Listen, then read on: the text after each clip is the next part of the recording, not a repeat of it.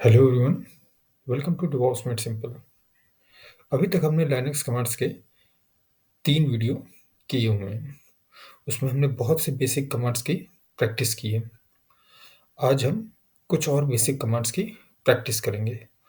उसके बाद next video में हम फाइल परमिशंस के बारे में पढ़ेंगे और उसके अगले वीडियो में हम SSH, RSA की ये सब कैसे जनरेट करते हैं इसके बारे में भी हम पढ़ेंगे।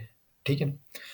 हम इस कोर्स में सिर्फ वही पढ़ रहे हैं जितना हमें डेवऑप्स के लिए ज़रूरत पड़ता है।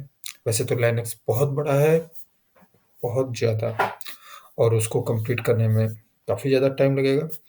तो वैसे तो हम अभी उतना पढ़ रहे हैं जिससे हमारा डेवऑप्स के जो डे टू डे एक्टिविटीज़ हैं उसको परफॉर्म करने में हमको प्रॉब्लम ना हो। तो चलिए, बिना कोई समय वेस्ट किए हम आगे बढ़ते हैं। तो ये है हमारी कुछ कमांड्स जिसके बारे में हम आज पढ़ेंगे। ठीक है। सबसे पहले check size of file and directory. हमारे पास बहुत सी फाइल्स होती हैं, बहुत सी डायरेक्टरीज होती हैं। फॉर एग्जांपल, अगर हमें किसी फाइल का या डायरेक्टरी का हमें ये पता करना है कि उसका साइज क्या है। जैसे विंडोज़ में होता है, आपने राइट क्लिक किया, प्रॉपर्टीज़ में गए और आपने देख लिया। बट यहाँ पे लाइनक्स है, CLI है, तो वहाँ पे कैसे करेंगे? उसके लिए हमारा ये कमांड है du-sh then file name. Similarly हमें डिस्क साइज चेक करनी है, सिस्टम की डिस्क चाहिए। ठीक है। तो उसका डिस्क साइज चेक करने के लिए df-h। मेमोरी चेक करनी है तो free-h। उसके बाद जैसा कि हमने लाइनक्स में पढ़ा है कि ये मल्टी यूज़र एनवायरनमेंट है। तो मल्टी यूज़र है तो वहाँ पे बहुत से यूज़र भी हो सकते हैं। तो जब यूज़र है तो यूज़र ऐड कैसे करेंगे? तो उसके लिए हमारे पास कमांड है यूज़र ऐड देन यूज़र का नेम। उसी तरह हर यूज़र का पासवर्ड है। ठीक है। Password then user name. फिर डिलीट करने के लिए user del, user name. Del means delete. फिर यूज़र्स ग्रुप अगर हमें बनाना है तो हम क्या करेंगे? अगर हमें यूज़र्स ग्रुप बनाना है तो यूज़र्स ग्रुप होते क्या है उसके बारे में मैं आपको थोड़ा सा बता देता हूँ। देखिए, जब हम रियल वर्ल्ड में काम कर रहे होते हैं तो आपको ये पता होगा कि वहाँ पे कई लोग होते हैं, कई ग्रुप्स होते हैं जिसमें काम होता है। फॉर एग्जाम्पल, कोई डेवलपर्स का ग्रुप है, कोई टेस्टिंग का ग्रुप है, और कुछ मान लीजिए हमारी तरह डेवऑप्स वाले हैं, उनका ग्रुप है। ठीक है। सबको सब परमिशंस नहीं दी जा सकती है। फॉर एग्जाम्पल, जो डेवलपर है वो सिस्टम का रूट परमिशन लेके क्या करेगा? ठीक है। हम उसको सिर्फ इतनी परमिशन दे सकते हैं कि आप फाइल अपलोड कर सकते हो, या मैं ये कह लूँ फाइल आप एडिट कर सकते हो और डिलीट कर सकते हो। आप उसको कोई ग्रुप नहीं बना सकते हो। ठीक है। आप मेरी बात समझ रहे होंगे। जैसे डेवलपर को अगर कोई कोड लिखना है तो वो क्या करेगा? उसको कोड लिखना है और कोड ले जाके सेव कर देना है। It's just an example. ठीक है। और उसके अलावा तो उसके पास कोई काम नहीं है।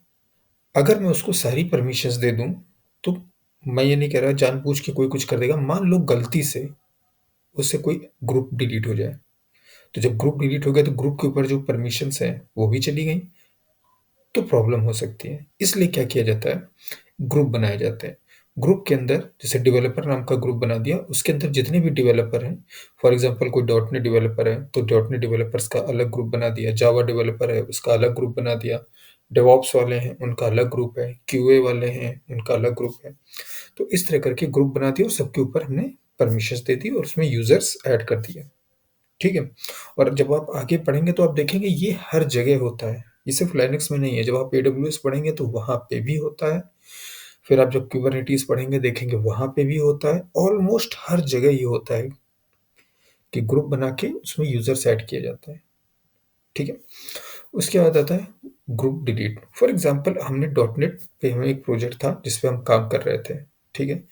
अब वो प्रोजेक्ट हमारा कंप्लीट हो गया सक्सेसफुली, हमने उसको कंप्लीट किया और क्लाइंट को हैंड ओवर कर दिया।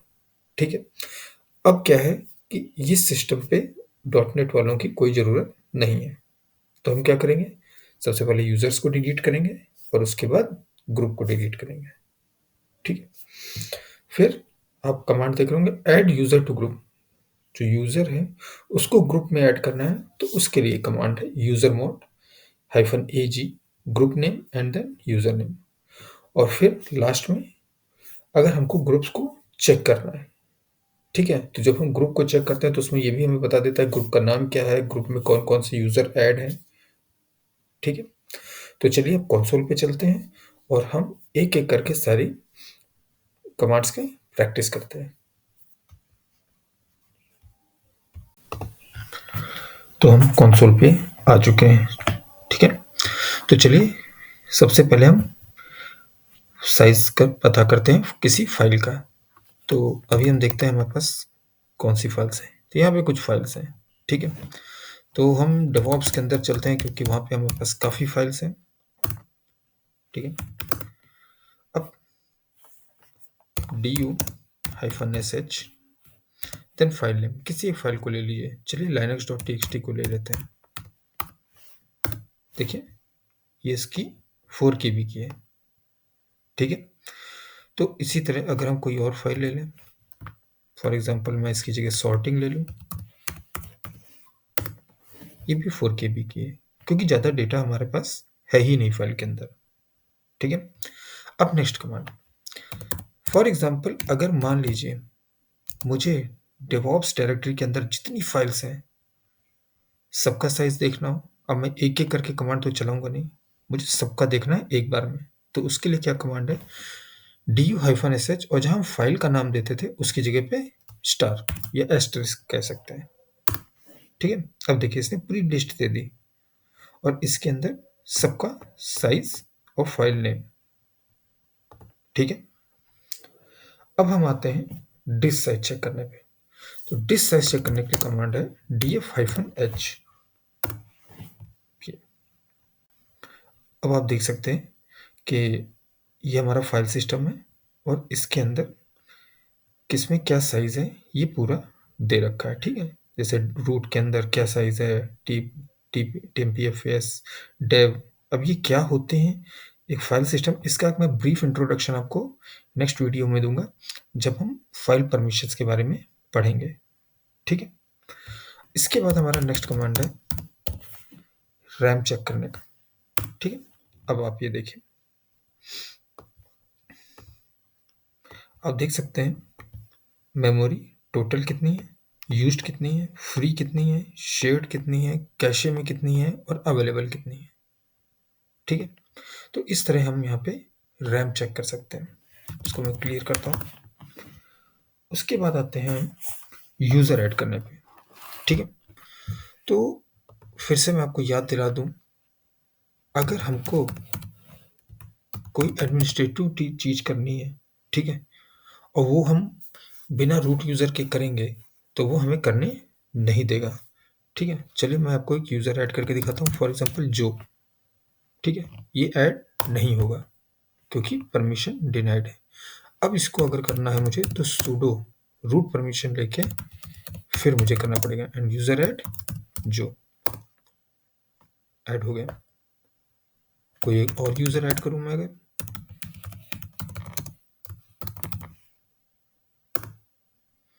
ठीक है? अब मुझे देखना है कि ये यूज़र ऐड कहाँ पे हुए हैं, ठीक है? तो उसके लिए cat/ctc/ अब आप यहाँ पे सबसे लास्ट में देखेंगे तो आपके 2 यूज़र ऐड हो चुके हैं, एक ये जो और एक ऐना। अब देखिए कितने सारे यूज़र्स हैं यहाँ पे, ठीक है? अब यहाँ पे ही प्रॉब्लम आती है कि अगर यहाँ पे मान लीजिए 150-200 हों और आपको ढूँढना हो अपना यूज़र, ये तो मैंने लास्ट में बनाया, वैसे तो पता नहीं कितने यूज़र्स, अब मैंने जो बनाया ऐना बनाया, उसके बाद पता चला 50 यूज़र्स मैंने और बना दिए हैं। अब मुझे जो और ऐना को ढूँढना है, मुझे बहुत प्रॉब्लम होगी। तो अभी हमने grep कमांड पिछली वीडियो में पढ़ा था, तो उसमें देखिए उसका यूज़ देखिए यहाँ पे cat/etc/password। उसके बाद अगर मैं grep कर दूँ, ठीक है? और उसके बाद मुझे अगर सिर्फ जो को देखना है, ये देखिए सिर्फ जो वाली लाइन मैं एक बार क्लियर करके आपको दिखाता हूँ तो और इसलिए आपको समझ में आएगा।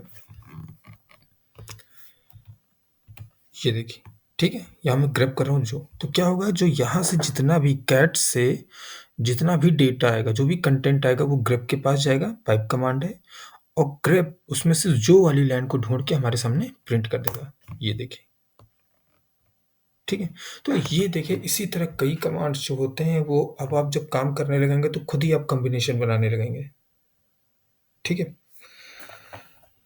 अब चलिए नेक्स्ट कमांड पे आते हैं, sudo पासवर्ड। और मैं जो के लिए पासवर्ड सेट करता हूँ, ठीक है। अब जो का क्या पासवर्ड होगा, फॉर एग्जांपल मैं रख देता हूँ 1 2 3 4 5, एंटर। रीटाइप न्यू पासवर्ड 1 2 3 4 5, और मेरा पासवर्ड अपडेट हो गया, ठीक है। तो इस तरह हमने देखा कैसे यूज़र बनाते हैं, कैसे यूज़र का पासवर्ड सेट करते हैं। अब अगर मुझे पासवर्ड यूज़र डिलीट करना है तो sudo यूज़र del, चलिए एना जो हमने बनाया था उसको डिलीट कर देते हैं, और डिलीट हो गया। अब मुझे चेक करना है कि डिलीट हुआ कि नहीं, तो फिर से cat/etc फिर ग्रैब करके और मैं यहाँ पे एना को सर्च करता हूँ। देखिए कुछ नहीं आया क्योंकि एना डिलीट हो गया, ठीक है। इसी तरह अगर मुझे यूज़र ऐड करना है ग्रुप के अंदर, सॉरी, तो उसके लिए पहले हम ग्रुप बना लेते हैं। चलिए ग्रुप बना लेते हैं, sudo ग्रुप ऐड, और ग्रुप का नाम रख देता हूँ मैं डेवलपर, ठीक है। ये हमारा ग्रुप बन गया, ठीक है। अब मुझे चेक करना है कि ग्रुप बना है कि नहीं बना है, cat/etc/group, यहाँ लास्ट में आपको ग्रुप दिखेगा, ये देखिए डेवलपर, और यहाँ पे आगे कोई यूज़र नहीं है क्योंकि अभी मैंने कोई यूज़र बनाया ही नहीं है। अब मुझे यूज़र इसमें ऐड करना है। चलिए अब ग्रुप में यूज़र ऐड करके देखते हैं, तो उसके लिए sudo usermod -a capital G, user name क्या है डेवलपर, देन जो, एंटर, ठीक है। अब जो है वो डेवलपर के अंदर ऐड हो गया है। अब मुझे ये चेक करना है, तो कैसे चेक करूँगा, cat/etc/group, एंटर, और लास्ट में हम देखेंगे डेवलपर के अंदर जो ऐड हो गया। तो इस तरह हमने यूज़र को ग्रुप में ऐड किया।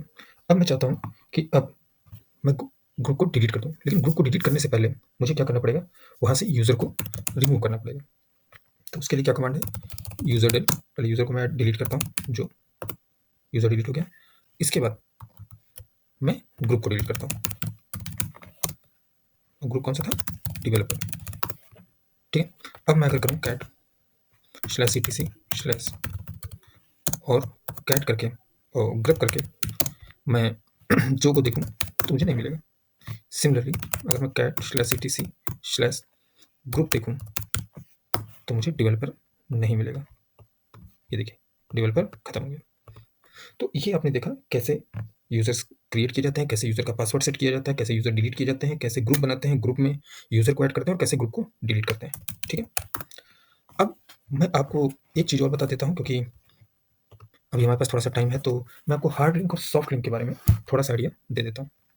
देखिए हार्ड लिंक और सॉफ्ट लिंक क्या होता है, मैं इतना आपको बता दूँ। जैसे हार्ड लिंक, मैं पहले आपको लिख के दिखाता हूँ, हार्ड लिंक, ठीक है, हार्ड लिंक और सॉफ्ट लिंक, ठीक।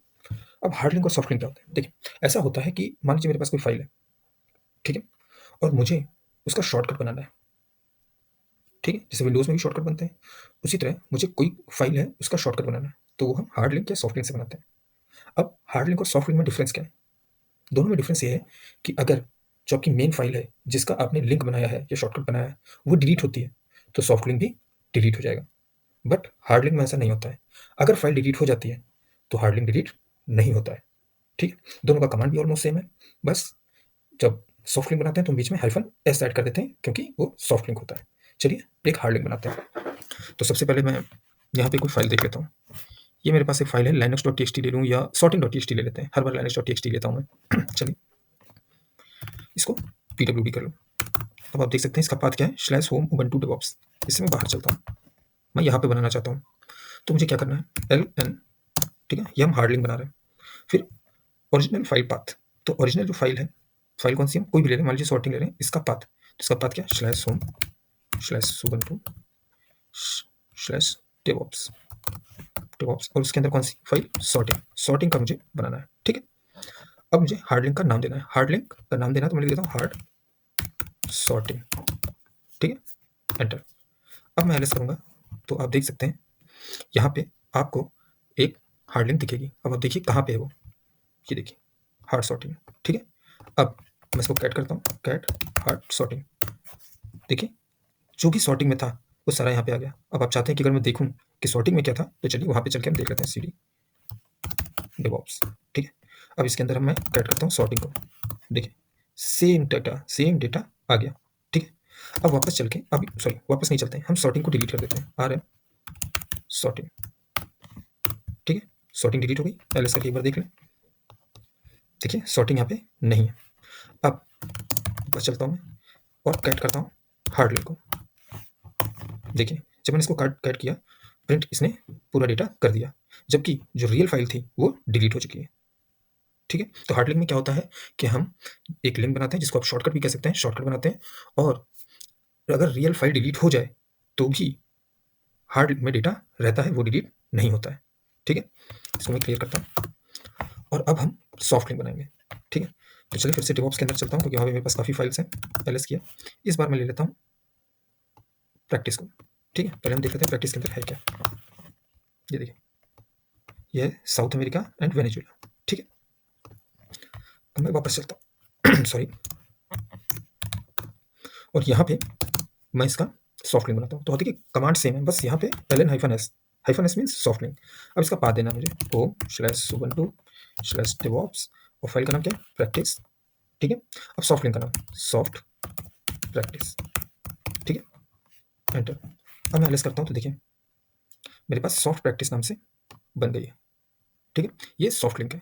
अब मैं इसको कैट करूँगा तो देखिए सेम जो यहाँ पे आया था वेनेजुएला अमेरिका, और वही यहाँ पे वेनेजुएला साउथ अमेरिका, सेम है, साउथ अमेरिका। अब हम वापस डेवऑप्स में चलते हैं और यहाँ पे चल के मैं प्रैक्टिस को डिलीट कर देता हूँ, एलएस करता हूँ, ये देखिए प्रैक्टिस यहाँ से डिलीट हो गई।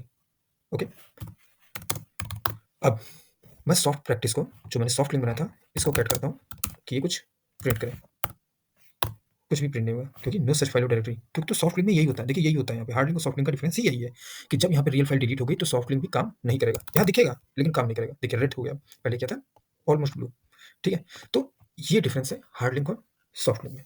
ठीक है, तो मुझे उम्मीद है कि आप लोगों को समझ में आया होगा, और अगर आप लोगों को अच्छा लग रहा है तो प्लीज़ आप इस वीडियो को लाइक करिए, चैनल को सब्सक्राइब भी करिए और अपने साथियों के साथ इसको शेयर भी करिए। ठीक है, नेक्स्ट वीडियो में हम फाइल परमिशंस के बारे में पढ़ेंगे, थोड़ा बहुत फाइल स्ट्रक्चर को भी देखेंगे। ठीक है, तब तक के लिए धन्यवाद, थैंक यू।